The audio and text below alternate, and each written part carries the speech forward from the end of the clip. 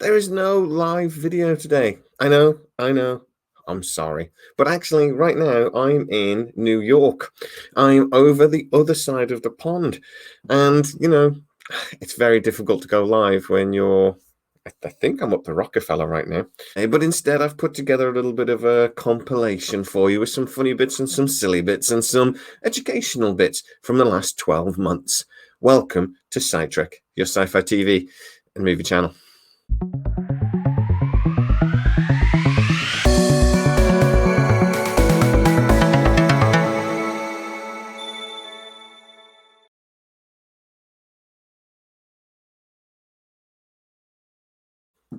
So before we get into the video, I just wanted to say that this has been a really brilliant 12 months.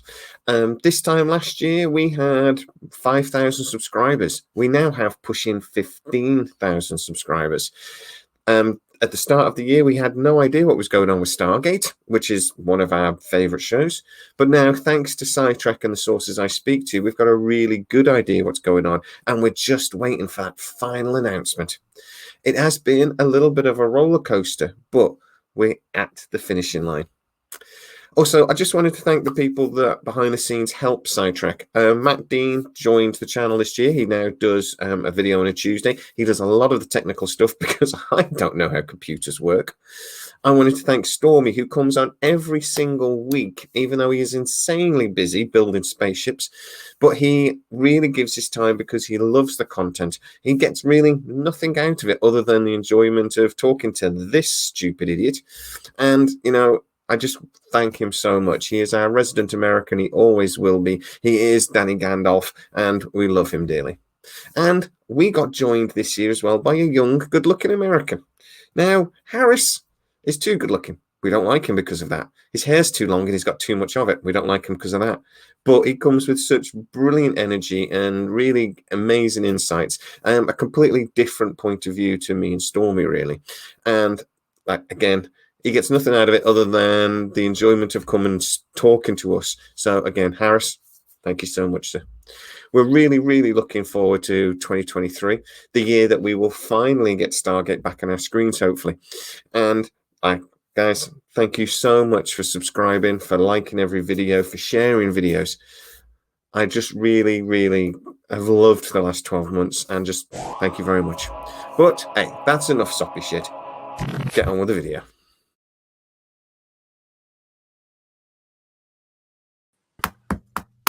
Hello, and we are live. Welcome to Sci-trek, all you lovely Sci-trekkers, and welcome to Stormy, my resident American.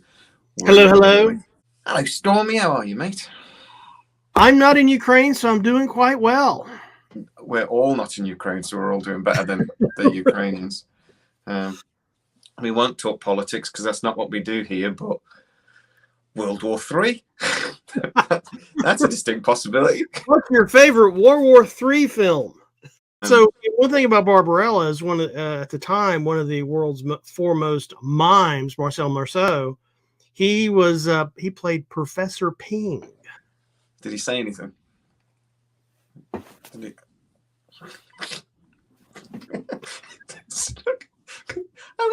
How's a bad guy? He's walking in the wind. He's walking in the wind. Yeah, mimes are evil. We should probably kill all the mimes. Welcome to Sidetrack. We are a little late, and Stormy seems to have fallen off his chair. But we had some technical issues with the volume. And now I genuinely am worried that Stormy's fallen off his chair because you were there a second ago, Stormy. Oh, I had a technical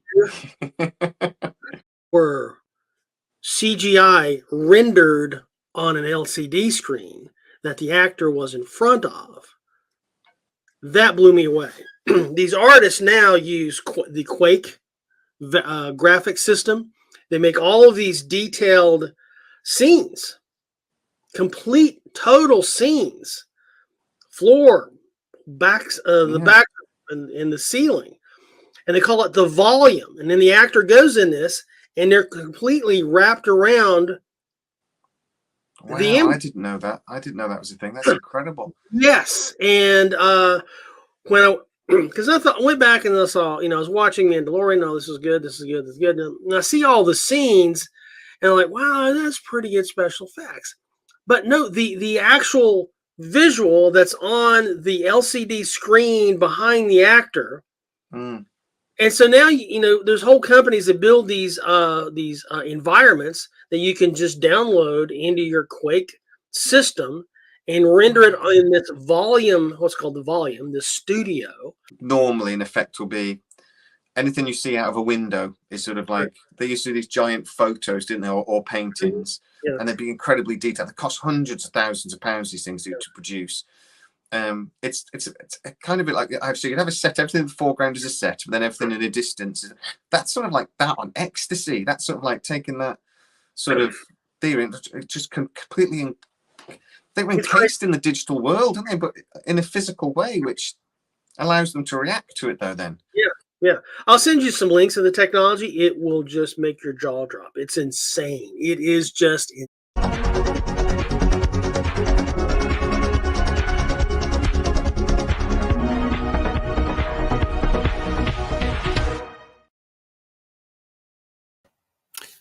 Hello, everybody, and welcome to Sidetrack, your sci-fi TV and movie channel. And I was looking at myself then, I forgot to look at the camera. Very professional, as always. A RoboCop sequel. If it's like the last RoboCop movie, I will punch myself in my private parts before I watch it. It was awful. The actor that they have to play RoboCop doesn't have to be anybody famous. Even when Weller did it back in the day, they had to have a bit where his helmet came off and you saw his face, because he's the actor, so you got to see his face. The last guy that did it was really good in Hannah, but he was crap in RoboCop.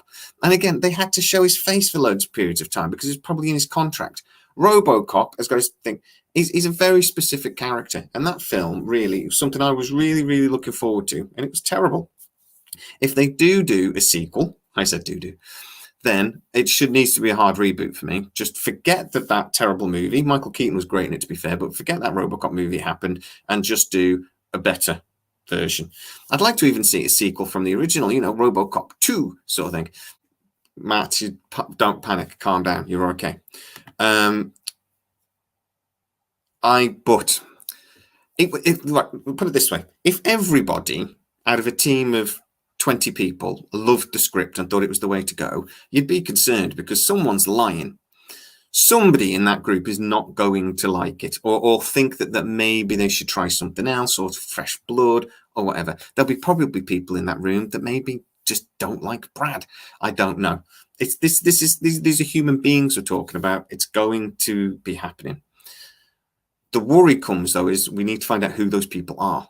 Because at the end of the day, if it's like Steve Wright, who's, the chief executive at MGM that's got these concerns, then there's a problem. Because he's the guy that's going to be making that final decision. So I'm not surprised, really, that there are voices. I'm surprised that they're still talking about it, because it seemed to me about 2 or 3 weeks ago that Brad Wright's project was the one they were going to go with. When they scrapped the other one, when they were doing preliminary artwork and stuff for presentations to present to the executives during these meetings for this second mysterious script, but they scrapped it about 3 weeks ago, I thought, well, that's it then. Brad Wright's project's in. That's done. It's the only one they're talking about. They've looked at some of the artwork and they've looked at the script and they've had conversations about it, and they're still talking about whether they think it's the right way to go or not. Now, that is a concern, because doubts are a concern. Once a project is black and white and running, then everyone can get behind it. I was really confident 2 weeks ago that this was going to happen and going to happen really fast. I was thinking, July, when the 25th anniversary happens, we could actually get this greenlit. We could start really getting some really serious information. Now, it doesn't seem that it's as certain. I actually think that this summit, and when the bosses have got involved and they've kicked this plan around, might have put Stargate back 6 months. To me, it seems to me that they're asking questions that then the team is going to have to go back and answer. They're going to have to go back maybe even to Brad Wright and start having conversations. And that basically means this is all starting that process again, where we were at a point where we were, I mean, Joe Malozzi said it, that we were 5 chevrons encoded, but he said, but the 6th and 7th steps are the hardest ones. The 6th and 7th steps are the ones where the bosses get involved and the chief executives get involved, and they start having to do pitch meetings, and somebody has to actually write a damn check. Now, it seemed to me that a lot of the work for the 6th chevron has been done over the last 2 months or so. Preliminary artwork, a little bit of storyboarding, but when I say storyboarding, it's very preliminary. It's just stuff to like show the executives in pitch meetings. It's nothing that would be ever used for actual proper storyboarding in pre-production. But all that stuff to, you know, convince the executives that yes, let's do this. All that work seemed to have been done. If after these meetings they do decide, you know what, we don't like it, it's back to square one.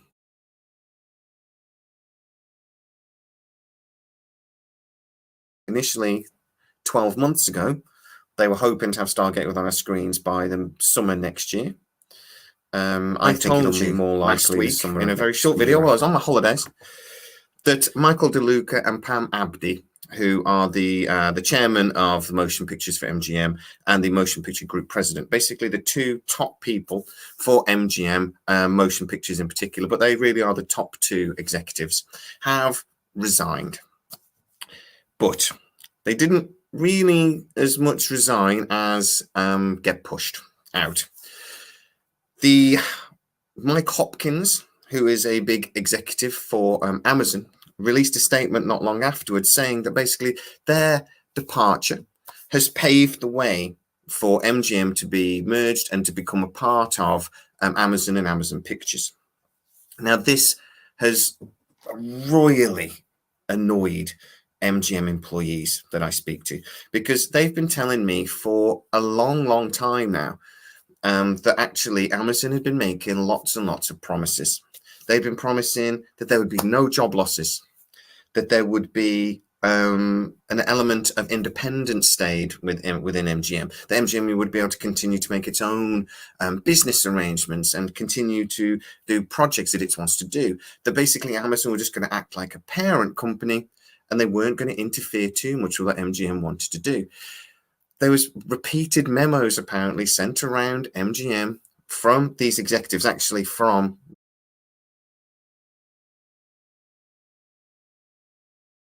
Michael DeLuca and Pam Abdi, telling the MGM employees that Amazon just wanted them to carry on doing their good work, that MGM was the home of some of the world's greatest storytellers, and that's what Amazon were buying, that they were not going to I started thinking about MGM this, apart, and or wow, this has got great, great special effects. This has great sound. This has great music. And then I was like, well, you know, there are a lot of really great movies that had none of that. The sci-fi, fantasy, whatever genre. So what was it? You know, in college, I did a paper on Hitchcock. You know, Hitchcock was really good with the tools of the time. You know, but his real talent was not overdoing it.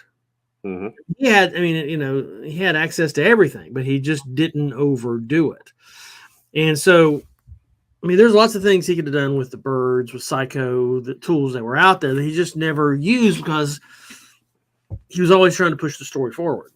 Yeah. And I think at the very end of the day, it's the story that is the centerpiece. There's a book, I think it's actually titled Story, that if you work for Pixar, when you go to work for Pixar, you have to read the book. I think that even the receptionist has to read the book titled Story. It's about storytelling and how you tell a story properly.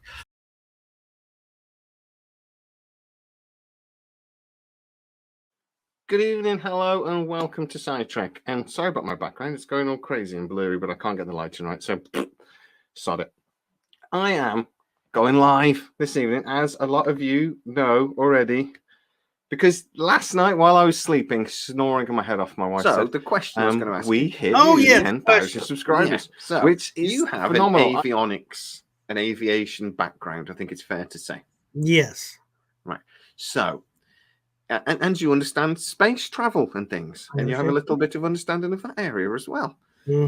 So, I was just going to say, what in sci-fi do you think are the series that have actually done really well with designing ships and things that are pretty accurate or pretty what's the word I'm looking for?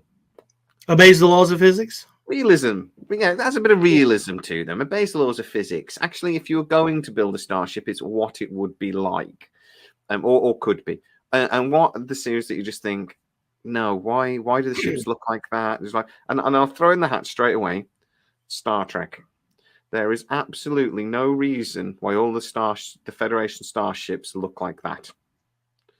I know they say it's to do with like warp and stuff, but a Borg cube go through warp, and it doesn't bother it. So why do all the starships look all that pretty when it doesn't make any sense at all?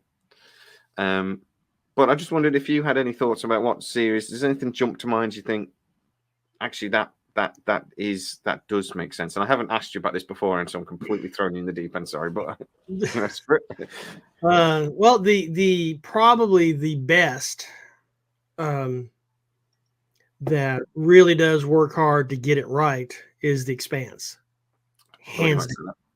The when the script is written, the type of the colors of the paper they use shows the type of gravity that they're in. You know, is it high gravity? Is it on Earth? Is it on a station? You know, or is it weightless? I mean, they go to the so far to get it right is they color code the pages depending on what kind of gravity the actors are allegedly exposed to.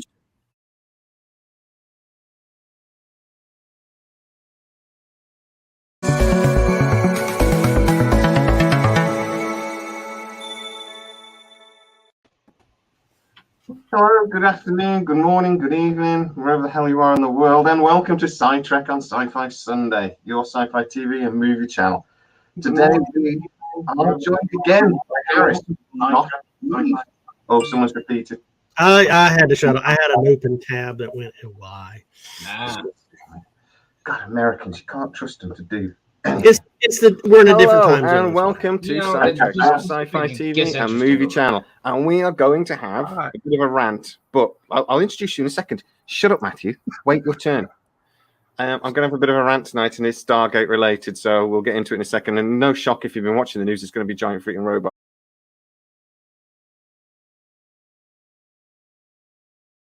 But Matt, how are you, sir? You're allowed to speak now. I'm good. How are you? Very well, sir. I'm a bit irritated. I know. I'm slightly annoyed. But Stargate over it, so we'll get into it. B5 and Farscape are like, they're similar style and stuff, and Farscape's brilliant as well. So right, cool. We picked it. Shadows. And for movies, we've obviously got Aliens, the Xenomorph, which I suggested. We got Sauron on the end that way. And we've got whatever Harris said, which I've now forgotten what you said that on that one as well. God, you were forgettable. T1000. The T1000. AKA T1000. Yeah, you've been on the show, haven't you? You were talking. T1000. Right.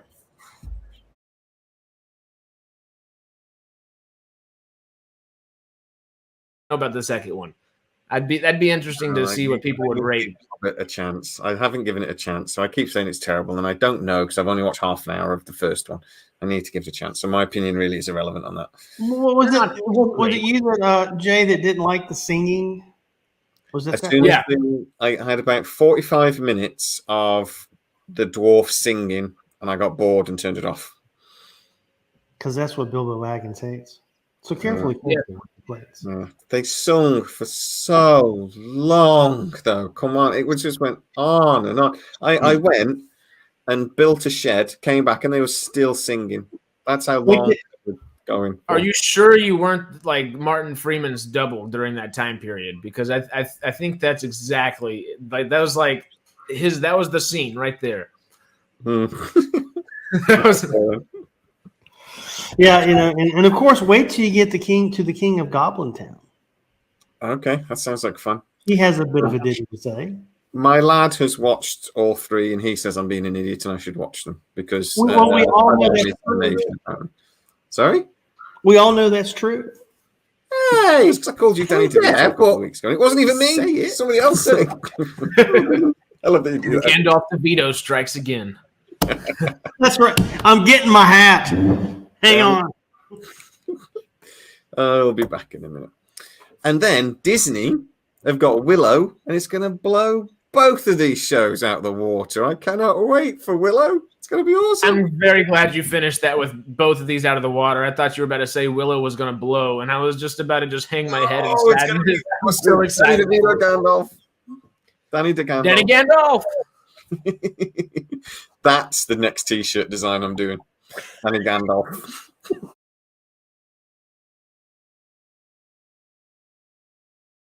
Borderline stupid. Right. Would you, Matt? I've not seen the film. Be scared of a human being coming at you if he had tiny little wings on his feet that let him fly, or would you just go, "What the fuck is that?" and laugh at him? What, like Apollo? Yeah, No, Hermes. it's like Hermes. Hermes? No. You You and and me, we're the same. It's stupid. Love it. It's very. You're a bit of a. Did you like rom-coms, Matt? By any chance? I love rom-coms. I don't know why I'm saying that like it's a bad thing. Rom-coms are right. You put Sandra Bullock and Hugh Grant in a movie, and I am one happy little camper. Love Actually is fantastic. One of my favourite films of all time is 2 Weeks' Notice. Sandra Bullock and Hugh Grant. I watch any time. I'm so happy. What Women Want? That was a good film. Yeah. What Women Want? Yeah. Oh dear.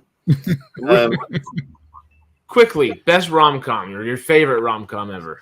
2 weeks. Because I'm not the biggest fan, but The Proposal is just too good for me. I love that one. I tell you what, actually, Cary Grant, Father Goose is the best rom-com ever made. It's an absolute classic, and it's an absolute classic that's never really been remade, which is unheard of. You know, you think So about. you're calling for the remake now. Oh God, probably please don't, because it needs to be Cary Grant. But if you think films like Serendipity, that's actually a film that's just been remade over and over again. You know, it's like I can't remember but that was actually a classic, a Cary Grant movie from back in the day. Was it Indiscretion? I forget, but it's just the same film that's been made over and over again. Just they put a different twist on it every time, and they all, you know the movie because they always end up at the Empire State Building at the end. So they just do a slight different twist on it. Tom Hanks did one with Meg Ryan. Before he did You've Got Mail, the other one, Sleepless in Seattle. It's the same story. But yeah, no, go if ever. Father Goose, Cary Grant. If you ever, it's an old movie, but you love it. It's great. Okay. Fun. Father.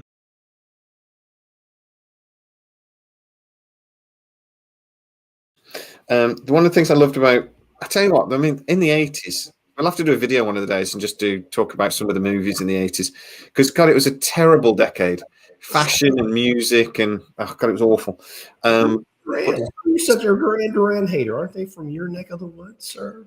I know. But I tell you what, some of the greatest movies ever made. Billy Idol? What's wrong with you? Come on. I Brian, haven't said anything about Billy Idol. Cindy Lauper? Are you a traitor? Sydney Lauper? Come on, man. I'm a rock fan. The Kinks, their rock best music. album ever came out in the 80s. Stop. Rock music in the 80s was embarrassing. The one of the best albums of the decade. Talking Heads, Stop Making Sense. That was a great Okay. album. There are always exceptions. Why all the ladies hate all of a sudden? There were always. I just love the fact that Stormy was excited about Sydney Lauper. Saw her concert. She was amazeballs. She was. I bet. I love it. I took my cousins to it, and my cousin Tony stuck with me. My cousin Andrea, she went off and somehow got on the front row, and it was festival seating, and she just came back and just was transformed. Oh my God, Cindy, I loved her hair. It was Kevin McCabe has just pointed out that fuck you. the late 70s and early 80s were the best punk, and then all the different punks iterations. So I take that back. Parts of the 80s, but generally speaking, it was god awful. But I mean, some of the greatest movies, generally some of the greatest movies, was The Predator in the 80s, or was it early 90s? It was mid 80s, wasn't it? I'm gonna Google it. You know, War Games in the 80s, Lost Boys, Beetlejuice, Legend, The first Batman, Willow, Breakfast Club. Flashdance, Commando. Oh yeah, that was so sad. Irene Carey died the first Genie. in her 60s. Short Oh. Circuit. Come on, Batman.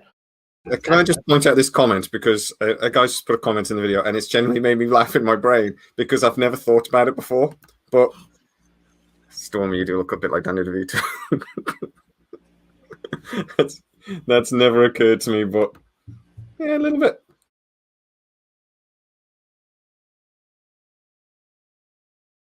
Okay, so cast and read, because I will read out all of these. I just think what we should do is get the Muppets together and just remake every TV show that's on TV now, but with the Muppets. Right. So, House of the Dragon, Muppets. Lord of the Rings, Muppets. I think just everything with the Muppets. I mean, The Boys with Muppets. oh, Jesus Christ. Please. Invincible and The Boys with Muppets. Talk about Amazon, a whole new project for them. Those two just, come on. Go together like thing. $500 million on those two projects, right? A behind the scenes thing where there's just all the executives with all the executives. The thing is, it might be a bit too realistic, a bit too close to the bone. But yeah. Do I need to see Miss Piggy shouting "cunt" every third or fourth? You can't say that! Miss Piggy. Oh, is I can? I'm sorry. I'm not gonna have a channel by the morning. Sorry. Jesus Christ. YouTube, I am so sorry. That is the one word you cannot in say. America, not the UK. Well, part of us. We might have some leeway. No, it's the one word YouTube really don't like. You Really? Stop it! Well, I was quoting a show. I was quoting a character uttered by Carl Eubank over. I can spell it out. Let me get some paper. No, see you next Tuesday is the only way you can say it on my channel. See you next Dude. Tuesday. Right. Do I need to see Miss Piggy? See. Yeah. Peter Cohen's just got it right. There goes the monetization. Oh, sorry.